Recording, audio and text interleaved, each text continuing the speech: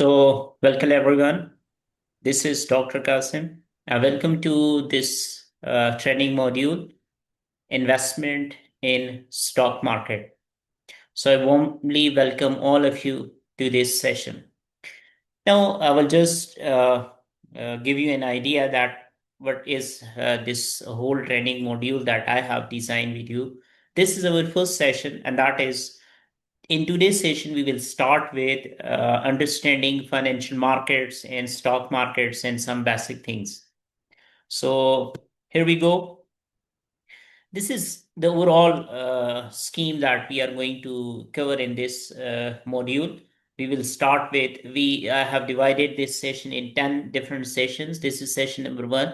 We will follow these different sessions accordingly. And at the end of this module, you will be able to be an great investor. Uh, this is the session outline.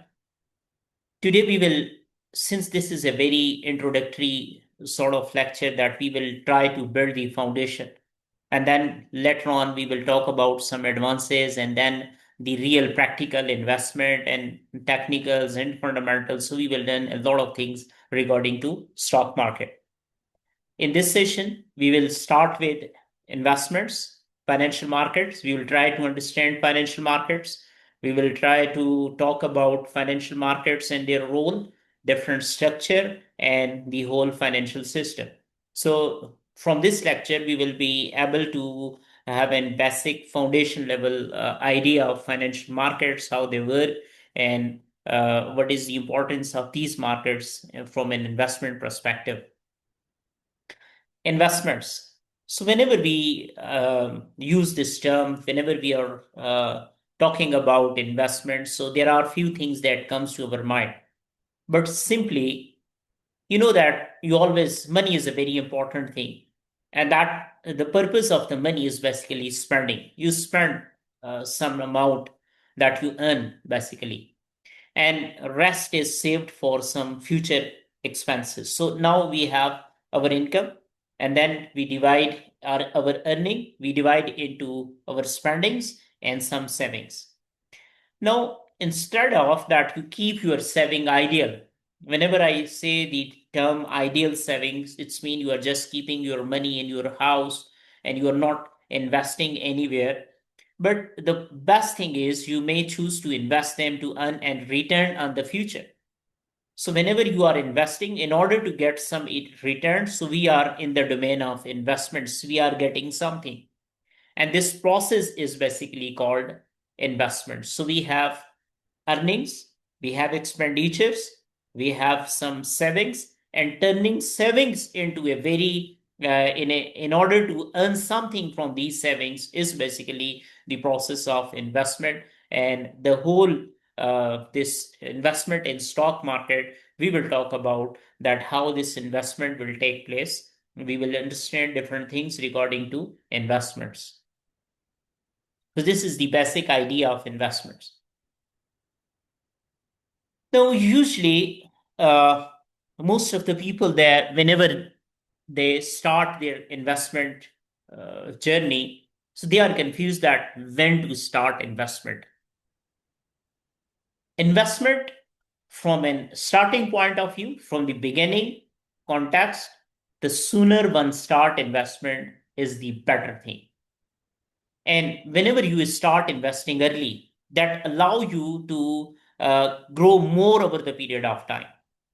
It will increase your income and the accumulating the principal and interest on the dividends and so on. I will give you an example of Warren Buffett. He started investment at the age of 11. And he is saying that it's been too late to start an investment. And by the end of 50, when he turned 50, his portfolio return was maximum. The thing is, he started investment in by the age of 11.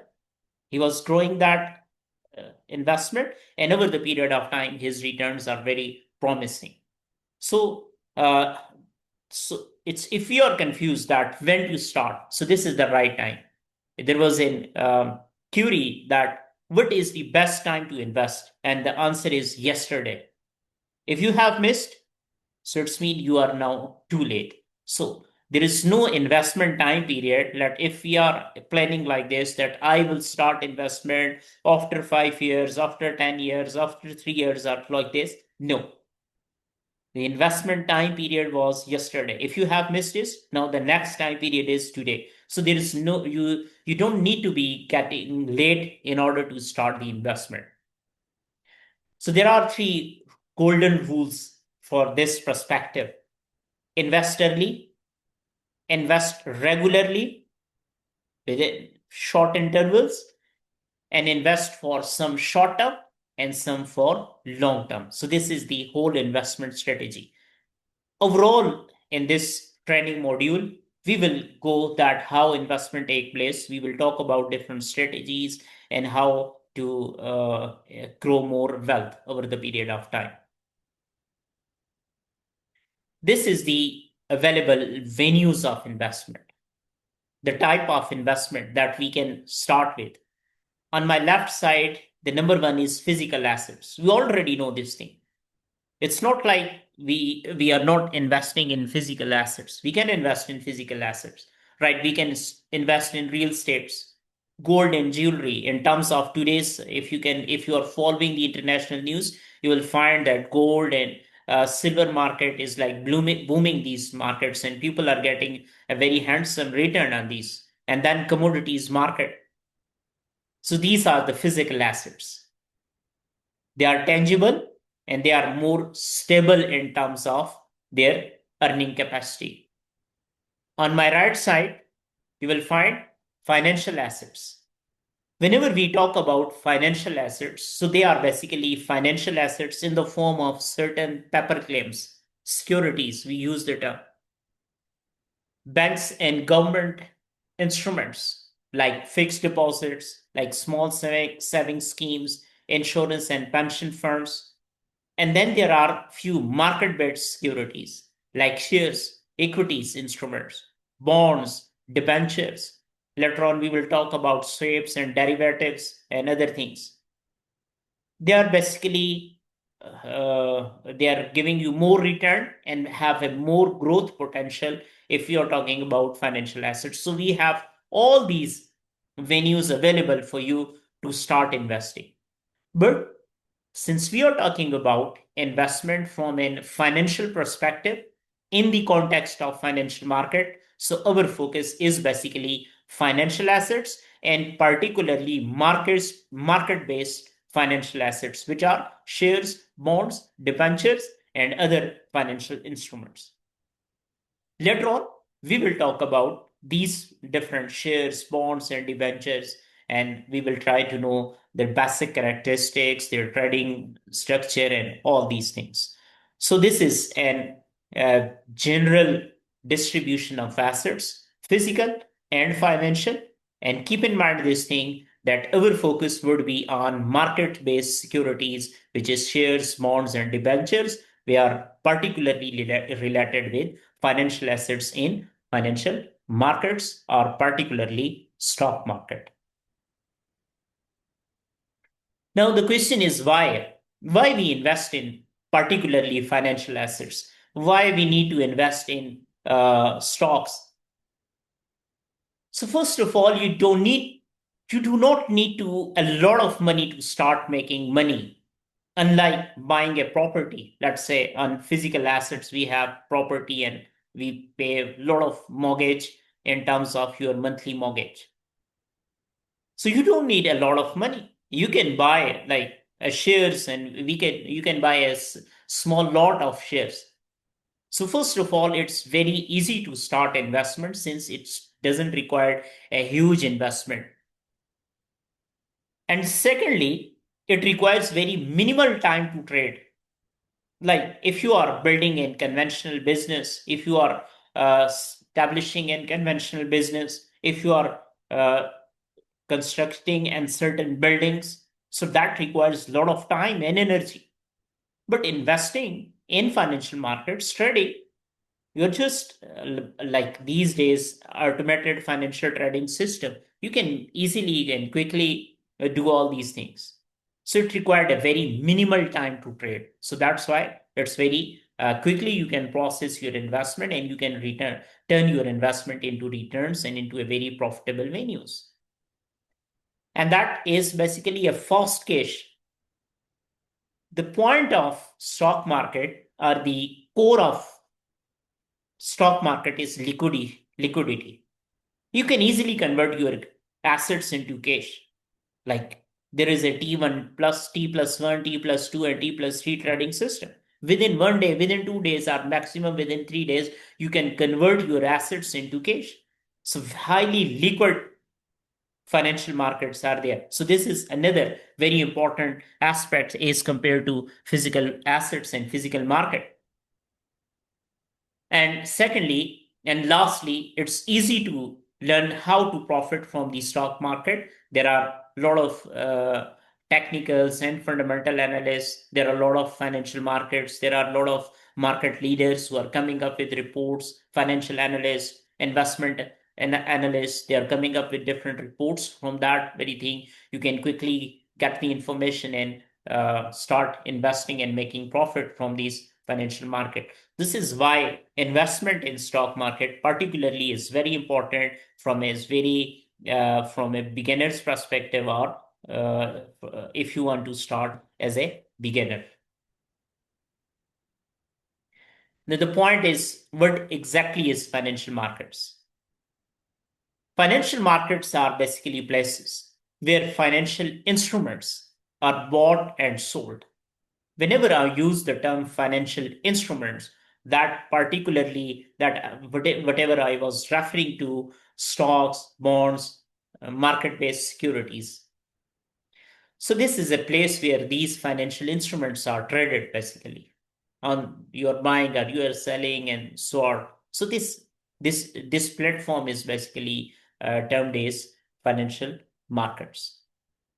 And these markets are very uh, central economic system. They are very nervous system of economy. They are most important aspect of financial system. I will brief that how these financial market play a very important role in the economic system, in the whole financial flow of the economy. And these firms basically facilitate, these financial markets basically facilitate both firms and individuals to find financing for their activities in order to start their business. A huge amount of capital you can generate. So this is how these financial markets are facilitating to individuals and firms, business organization, I mean, when I use the term firm. And obviously it promote market efficiency in order to via a best capital allocation. The role of financial markets. The role of financial market is basically it create liquidity. Since I was talking about in last slide that you can easily buy and sell. It's a fast cash economy. You can buy owners, you can buy and sell financial instrument very cheaply. There is a very minimal transaction cost, and it keep transaction cost very low. Whenever you buy and sell, you pay a certain stamp duty, a certain charges on your buying and selling in financial markets. But so since buying and selling, you're not making any huge losses in order to convert your financial assets into cash. So market liquidity is very high for these firms. Information. Second thing is, financial market are based on information context. That is pooling and communication information about issuer of financial instruments. I will talk about this thing from an efficient market hypothesis that all the prices reflect an information. Either prices are going upward or either prices are going downward. There is a certain information why a price is going upward and downward. So the information role is all also there. In financial markets, they are more dependent on this information as well, since we assume that markets basically function on the basis of information, which is efficient market hypothesis. Security prices, they fully reflect all the information. So information context is very important in terms of financial markets. And then risk sharing. So obviously, this is a price where you buy and sell risk. You transfer your risk. So risk sharing is very, again, possible. And obviously, whenever you are sharing risk, so obviously you are getting compensated for that in terms of high returns or whatever the risk return trade-off is, that is always there. High risk, high return, low risk, low return, and so on. Now, this is the financial system. The role of financial markets are all the financial system. If we look into this thing, we have, since from the start, I was talking about you earn, you buy, yes, you spend, and you save something. So now there are people in any economy. Let's say if I am earning more and spending less, so I am saving. But there are institution or whatever the organization, whatever the individuals, if you are earning less and spending more, so you are always in the form of a deficit situation. So now there are people who have deficit funds and there are people who have savings. So now that create two economic agent in any economic system. The lenders, who are the savers basically, and then the borrowers who are spending more than their income. They can be households, they can be government, they can be business organization, and so on. So first thing is, lenders are saver. There are two aspects. This one is basically financial market, and this one is basically financial institutions, and sever their deposit their funds into banks. Let's say in any financial institution. Let's say particularly we are talking about banks. So from lenders or saver, fund is transferred to a bank. You deposit your money in bank. And then borrower reaches to that bank and bank transfer this fund to that borrower. So this is an indirect channel from which lenders via financial institutions amount or funds is transferred to borrowers or spenders, which can be any individual, which can be in government, which can be in business organization or whatever. This is how you can borrow from the bank. So obviously the people who invest in the bank, who save, who deposit their savings in bank, and then bank transform that or channelize these funds to the other borrowers. This is the one way. The second thing is, either it can be a deposits, it can be insurance policies. And the second thing is directly from financial institution that act as a broker. And this is basically particularly financial markets, where bonds and stocks, you transfer your funds into business and buy bonds and stock. And how firm gets that money? Via issuing bonds and stocks. So this is the process of financial markets. This one, the above model of lender to saver. I repeat again, fund is transferred via these financial markets, and people are getting bonds and stocks. From here, organization or businesses, they are getting funds and they are issuing stock and bonds.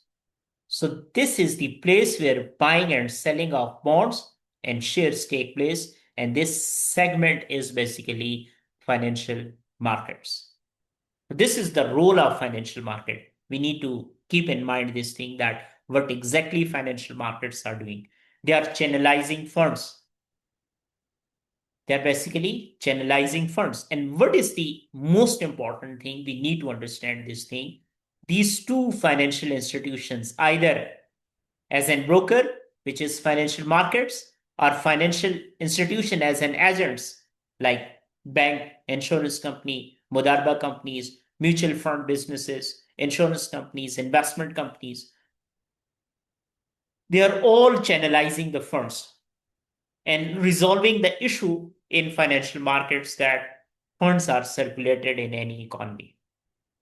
This is the real role that financial markets are playing in any economic system that I was talking about previously, that how financial market take place and how these things take place in the whole process.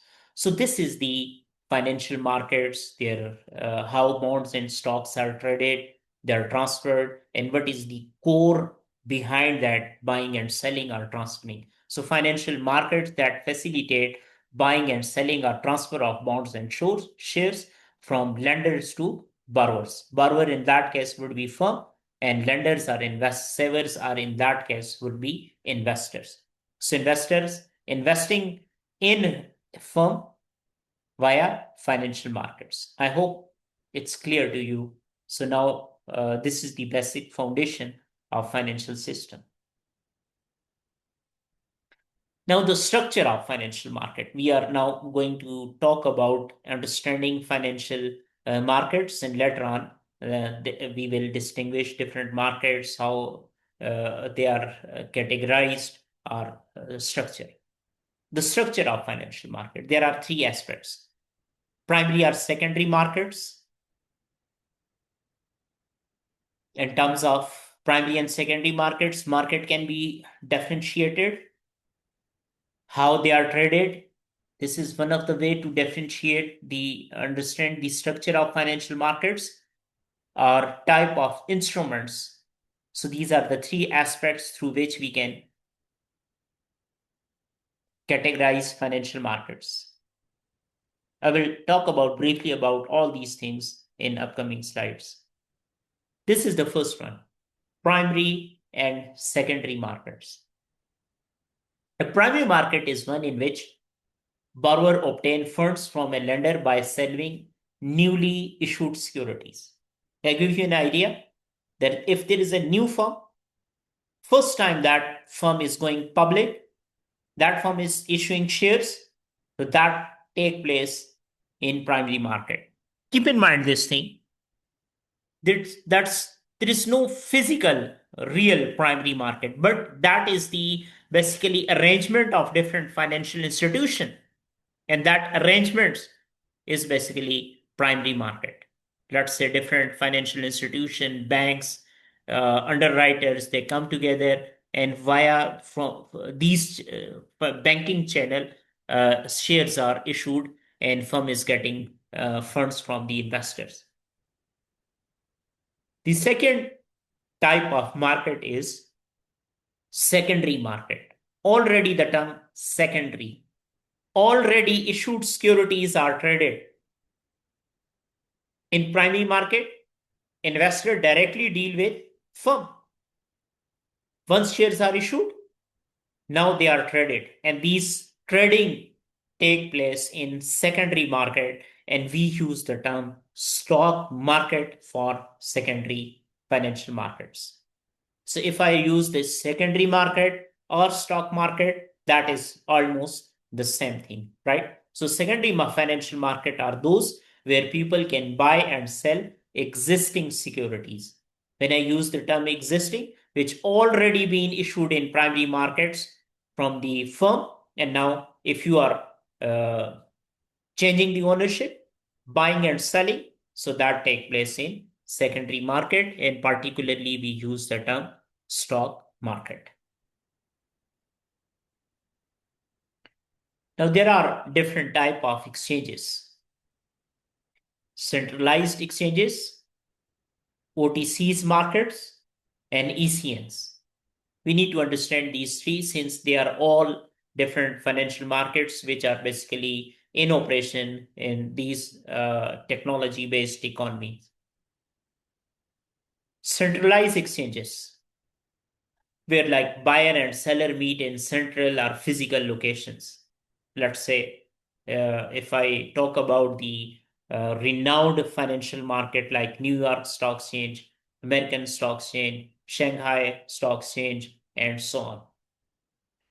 And then over the counter markets, OTCs, OTS, they are decentralized markets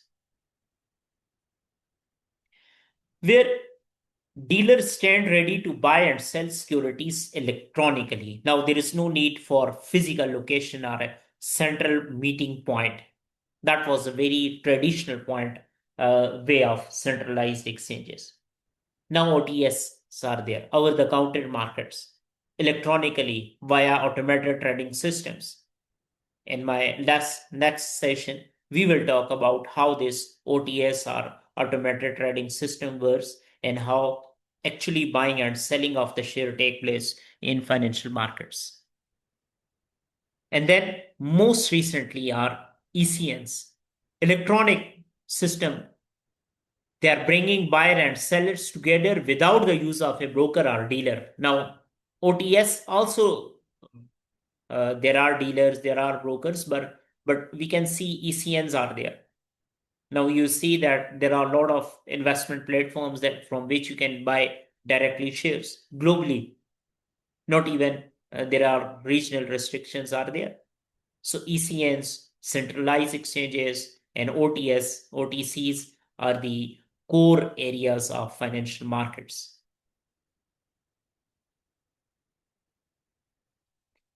Now that these markets, basically the pace of structural changes has accelerated dramatically. We are seeing that technology, digitalization, and more advancedly, there are AI-based now trading platforms are there. These structural changes has accelerated very dramatically. Technological advances like high frequency trading, we are now seeing this sort of tradings are taking place. So ongoing technological advances in computing and communications. Now there is a very in terms of physical location of exchanges are becoming less important. Most of the time you are buying, there are mobile apps are even there, and via these apps you are now making or placing your orders. So markets are more electronic centers. And then the increased globalization.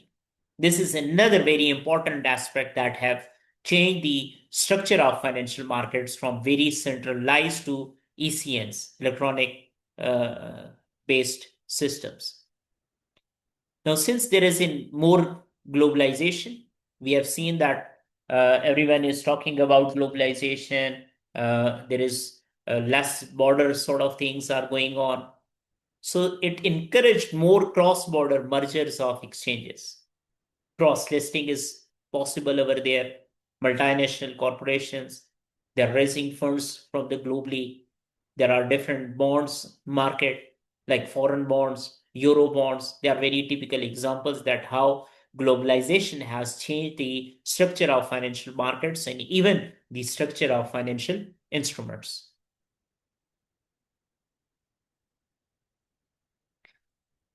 And now this decentralization electronic exchanges has certain benefits.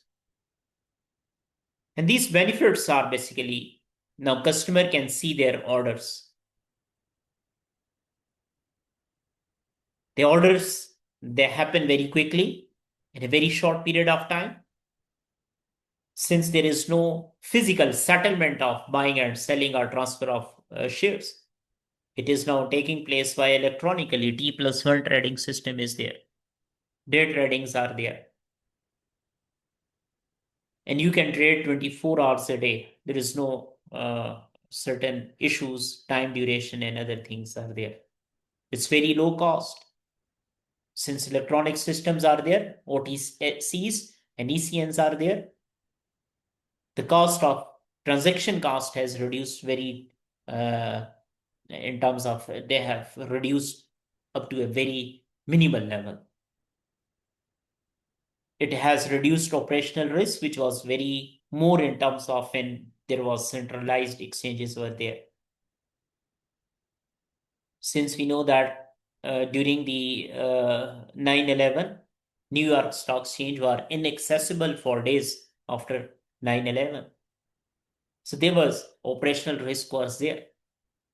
But if we are talking about electronic based exchanges, so there is no issue that operational risk is very minimum.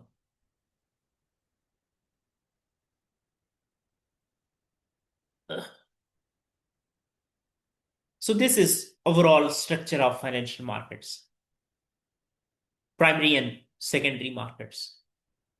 Just I'm giving you a review and then we will move to debt and derivative markets and equity markets on terms of their nature of securities. Primary markets, where newly shared securities are sold and bought. Secondary, existing securities are traded. Centralized exchanges, they are secondary markets where dealers meet in central or physical location. And over the counter, their dealers stand ready to buy and sell electronically. So dealers are there. In ECNs, that is again a electronic exchange is there, but without the use of any broker or dealer. So this is ECNs.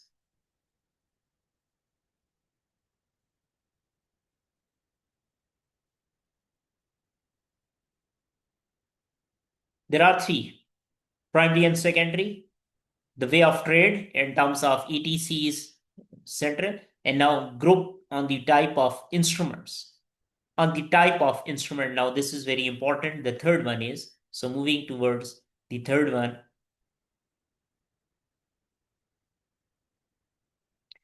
debt market, equity markets, and derivative markets. We will discuss these things in very detail. We have debt markets, we have equity markets, and we have derivative markets on the basis of nature of instrument and security. And from these three terminologies, debt, equity, derivatives, we will be using throughout our upcoming training sessions or in upcoming modules. Debt, equity, and derivatives. So a market where debt or instruments are bought and sold out, that is termed as debt market. Whenever we talk about debt markets, so all type of loans, mortgages, and bonds. Remember these things: loans, mortgage, and bonds. And particularly in financial markets, bonds are financial instruments are one of the debt instrument. Remember and keep one thing in your mind. Whenever we talk about debt, so there are a lot of things that comes to your mind. First thing, debt, interest is linked with that debt. There is a certain maturity time period and there is always a chance of default. So that is bonds or debt market, right? Then equity market. Equity market particularly related with equity instruments, and that is shares, or we can use the term stocks. Shares. Whenever we use the term shares, so what is a share? I hope you people already know these basic terminologies of bonds, shares, and option, forward, futures, or swaps. If not, you can ask me later. We can discuss. I will keep some time for question answer session for this segment of debt, equity, bonds, shares, stocks. And if you want to ask this thing, we will clarify these things in question answer session as well. Equity market, stocks. We can use the term shares for that thing as well, where you buy and sell on the basis of any changes in the prices in order to gain the capital gains, and you earn certain dividends. Just like on bonds, you earn interest, and on equity instrument on stock, you earn some dividend. And then derivative markets, which are derived from the underlying securities, where investors trade instruments like futures, options, forwards, swaps. Futures, I will just briefly give you an idea. They are future contracts. Future is always subject to variability or uncertainty, right? So you fix your future prices in terms of today. So if you are fixing your future prices today, it's mean you are minimizing the future uncertainty. This is one of the tool or the mechanism through which you reduce the risk in investing in financial markets. Similarly, options, where in future that becomes your obligation. Once you enter into a contract, now this is your obligation, you have to fulfill. In options, no. You have an option either to exercise this future contract or not. So you have an option. This is again a future instrument in order to minimize the future uncertainty. These derivative instruments are basically certain arrangements on the basis of reducing financial uh, uncertainty or market uncertainty and risk, and then swaps. So they are all derivative instruments. So instruments can be debt instruments, equity markets, debt markets, and derivative markets. In debt market, loan, mortgage, and bonds instruments are traded. In equity markets, stocks or shares are traded. In derivative markets, future, option, forwards, and swaps are traded. So these are the three markets again. In debt and equity market, actual claims are basically bought and sold for immediate cash payments. Like debt bonds are equity shares. Whereas in derivative markets, investors make arrangements that are settled later. So ready market and future market, this is the core difference between debt and derivative markets. You know that debt instruments, they are categorized by loan maturity. So repaid in less than 1 year, traded in money markets, and if their maturity time period is more than 1 year, they are trading in bond markets. So money market instruments are there and bond markets are also there.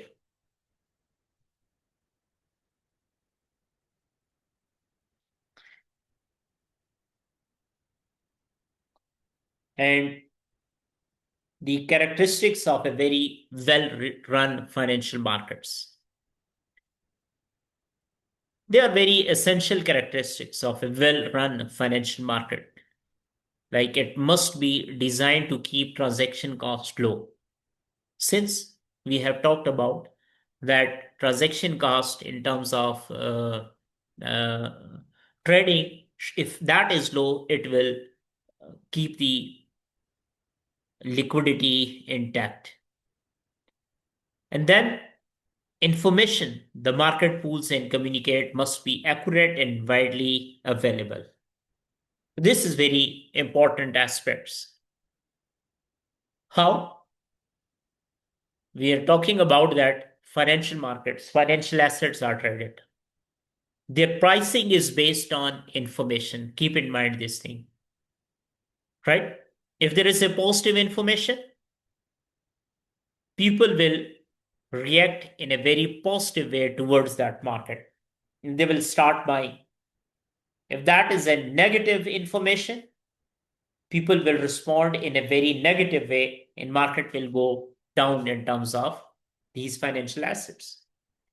So the pricing mechanism of going upward and downward is based on information.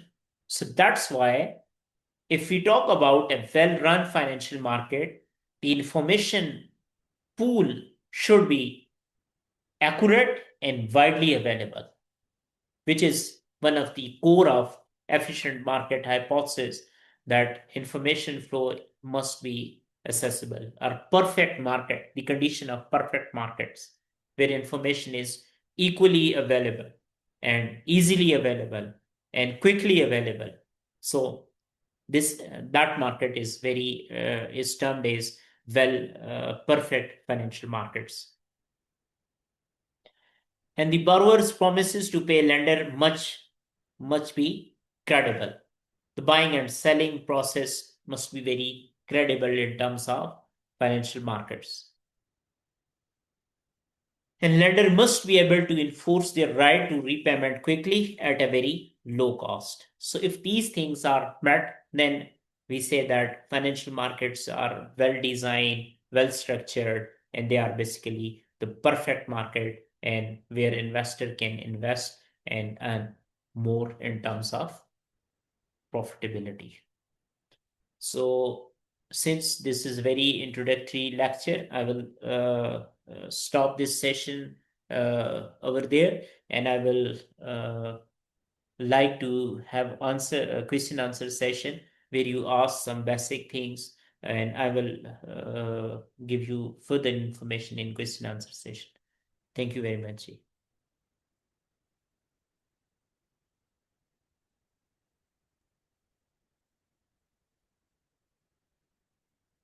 All right, let's get to our questions. I want to start with a question that was written into chat a while ago. Can I know the term of securities when dealing with primary or secondary markets? Yeah, can you repeat? What was that? Yeah, I'm switching my microphone. So the term for securities in the primary and secondary markets. Yeah, the term. Wait, I'm seeing.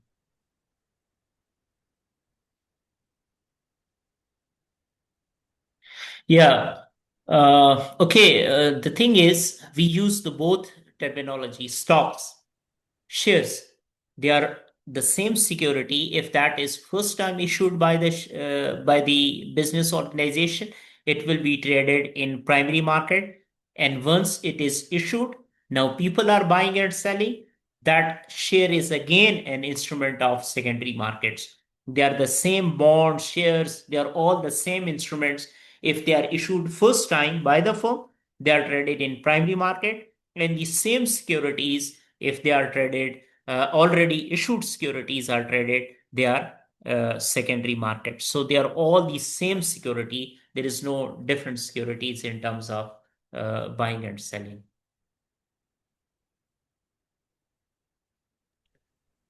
Okay, now we'll go to Patricia. Patricia, can you activate your microphone to ask your question?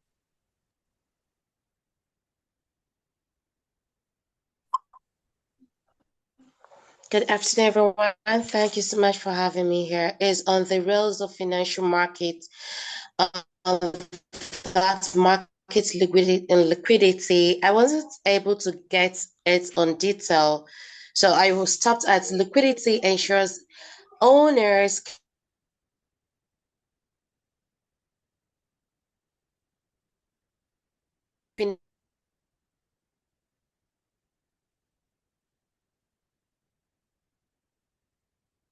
Hello. Details on that. Can I? Your voice is breaking. Hello. Hello. Yeah. Your voice I is breaking too said, much. can you hear me now? Yeah. It's perfect. Okay, I said based on the rules of financial markets. Yeah. You spoke about market liquidity. So I got stuck on the way. I wasn't able to get the detail. So according to you said liquidity, that is market liquidity, ensures owners can buy and sell financial instruments cheaply. Keeps transaction, I didn't get it. Keep transactions what, please? Okay. What exactly we mean by liquidity is how quickly we can convert our assets into cash, right? Let's Into say, cash. yeah. Okay. So, okay, let's say if I talk about physical assets, I want to sell my house that I have constructed over the period of, let's say, 3 or 4 years. So how much time do I require to sell that financial like to that house? Obviously, it will take a lot of time, lot of financial arrangements are there. Maybe people we will need to find the people who are interested to buy. Okay, so maybe if we need to sell in a 1 or 2 or 3 days, that is not possible anyways, most likely, right? But in terms of financial market, if you want to sell, you just put your order in financial market in automated trading system, and after 1 or 2 hours, your transaction is done. So this is how quickly you can sell your assets. So turning your assets into cash or selling out is basically the term liquidity. And the second thing is, whenever we talk about liquidity, so there is a very minimal loss on exchange. You are converting your asset into cash in a very minimal loss, right? So this is how we see that financial markets are more liquid, where transaction cost is minimum, and they provide a very quick conversion of assets into cash. So that defines liquidity in financial markets.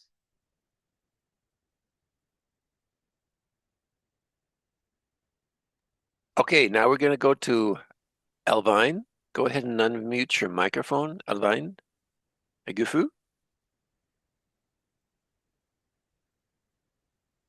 Thanks very much, Dr. Lambert. There you Hi, are. everyone. Sorry not to open my camera due to the low quality of my internet. Thanks very much to the presenter and for the very enriching presentation. I am more concerned about the aspect of financial market leadership. And my question is, how will you define a financial market leaders? And according to you, what are the characteristics of a good financial market leader? Okay. Actually, financial market leader, I'm not sure that in what sense, but the functional of financial markets is based on certain characteristics. And one of the characteristics is basically that how their transaction cost is very minimal. If their transaction cost is minimal, investors are very openly buy and sell these shares. So one thing is that a well function or a very, in order to be a leader financial market, so the transaction cost would be minimum. And then information flow. You see, the whole market functions on the basis of information. We need to keep in mind this thing. Information is very important. Information must be available readily, must be available to everyone. There should not be the people who have more informed, and there should not be the people who are less informed. That is again means this market is not a perfect market. So in order to get a very perfect market, the information flow should be asymmetric information. Asymmetric, that everyone have the same level of information. So that's why they can process their information, they can process their trade accordingly. So information is very core in terms of well-defined or well managed or well maintained or the best or the perfect financial markets. And the transaction cost must be very low in order to get that a cheap transaction cost, so people can buy and sell, they can make their buying and selling decision without considering the transaction cost. Since if the transaction cost is high, since you are getting a return on your trade but you are not trading at all, the point is your cost would be high, you are paying more taxes or you are paying more transaction cost. So transaction cost and information flow and the equal information flow and availability and readability of information is the core of these financial markets. Thank you for your question, Elvine. We now go to CC Jules. Oh, thank you. It was a very good presentation on stock market and so on, financial market. My question is, I have two questions. The first is, what warranty we do have? What warranty we do have in financial market based on suspicious liquidity share, unlike physical market that ensure people beside physical asset or product to deal directly. And the second is it fair? Is it fair to trade in derivative market based on future price when people doesn't know real price in the future? Thank you. Yeah. Okay. First of all, I will take your first question that your first question was regarding that uh, What warranty we do have in warranties. Okay, financial okay. market Yeah, yeah. Oh, warranties is basically based on all right. suspicious Okay, okay. liquidity Right, share. right. Okay, okay, Suspicious okay. liquidity share. Okay. The first of all, we need to understand this thing. Whenever we talk, we use the term securities. So that security is a legal document, is a paper claim, right? Whenever we say paper claim, so it's mean that paper claim means a company have assets with them, and your investment in that firm is basically in that physical assets. But you cannot trade these physical assets. You have an ownership. How you can transfer that ownership? You have a certificate, a legal paper, a legal instrument that is security. We use the term shares for these securities. So in terms of legality, they are basically the same things, and that is basically more like you cannot take your physical assets all the way along with you, but you can keep your financial asset with you. One thing. And now there are already electronic based financial assets are there. Since they are electronic based, so you do not need to keep these things, right? So you can transfer easily. So accessibility, transferability, that is becoming again very you can say easy. At the same time, they are all the legal instruments. You're just not keeping the physical assets, but you are keeping that thing. It's just like I don't have a cash in my wallet, but I do have ATMs, I do have different wallets and other payments, and any digital channel I'm using. So they are equally good if you're talking about this thing. Moving to your next issue of derivative markets. You see, derivative markets on the basis of 2%, let's say, how this is a very legal. If you and me, we agree on to certain terms and we write a contract on the basis of your and my agreement, that agreement becomes a very legal agreement. In future contracts, we are doing the same thing. Obviously, no one knows, like you are not sure that you will get the future market can be going upward or downward. But since we are into an agreement and I'm reducing that uncertainty, I still know, let's say, we fix the price of the shares. I will buy shares from you after 5 months at the rate of 50, right? Maybe at that time that price can be 0 or it can be 100. I can get a more profit or I can suffer a loss.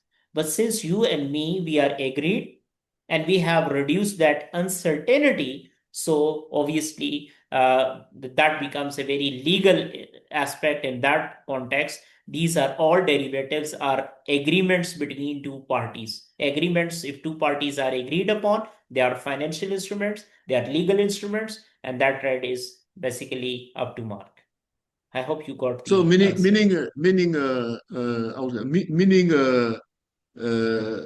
Mr. Kazim, meaning in the both case, financial market, how they call, based on the physical asset, and the derivative market, the legal contract signed supposed to be the warranty. Yeah. In They the are two cases. both they are legal contracts. Since I'm using the legal, so warranted by the financial system, financial market. Financial market act both as a regulator and at the same time as a market. Let's say New York Stock Exchange is a regulator at the same time as a market. So that is in financial institutions. Since we trust on banks, since we trust on government institution, similarly, the financial markets are a very regulated sort of thing. So the trust or warranty or the you can say these things are over there. Okay, thank you. It was my concern, my only concern you answered. Thank you. Yeah, thank you. Yeah, Thank you, CC Jules. yes. We now go to a question into chat. Let's see. It's talking about how to guarantee the money in the financial markets. How do you protect yourself from hackers? Yeah. Obviously, since there are different platforms are available nowadays, yeah, obviously scams are there, hackers are there, and so on. But the thing is, the best financial markets, their broker-based their broker-based programs or applications, they are basically protected against these very scams or all these things. But if you're not going for a very trustworthy broker agent, if you're not going, so you need to check before the choosing your broker or any financial platform. You need to check that this whether this platform exists, that whether it is registered with any centralized exchange or not, and this is how you can minimize. Otherwise, if you are not getting valid broker are very so you will end up with a lot of these scams and all these things. So just you need to be very cautious that whenever you choose your broker, you need to check with the authorities that it is a legal business, it is a legal broker, it is listed. If that is listed and so on, then there are very minimal chances that you will lose your money. Okay. Now we go on to, I saw Omar with his hand up, but Omar put the question into chat. So unless I am mistaken, we did not discuss market risk. What are the risks and how can we protect ourselves against them? I know you're going to do a future class on risk management. Do you want to mention anything about risk now? Let me read the chat. It's the last question written into chat from Omar. Yeah, unless I'm mistaken, we don't notice. Yeah, okay. We didn't talk about risk in the sense that this is a very introductory lecture. I have talked about there are 10 lectures I have defined. Okay, we will talk about portfolio strategies, investment strategies. So this is all these strategies, portfolio construction, technical analysis, fundamental analysis. These are the managerial tools in order to minimize the risk or in order to manage your risk. So the whole process of the training will be go on. Obviously, risk is always there, uncertainty is always there in financial market. Via investment trading strategies, we minimize this risk. How? So our next module is basically design accordingly. In today's session, that was very introductory sort of thing. All right, no more questions, and we've come to the end of our hour. So I think we'll go ahead and close the class for now. What is the next topic you were going to talk about? Yeah, I will share. Wait. And don't share the presentation. We're going to put the students have to go to their student portal and pick up the presentation there, because there they can Okay. watch the video, they can do links, earn more credits for the course. That's really the center where they have to get the presentation. Yeah. Okay, the next, since today we have talked about introduction to financial markets, basic financial market, I will just give you a brief that in next lecture, whenever you are joining my session, uh, make yourself clear about these different terminology that we have used today.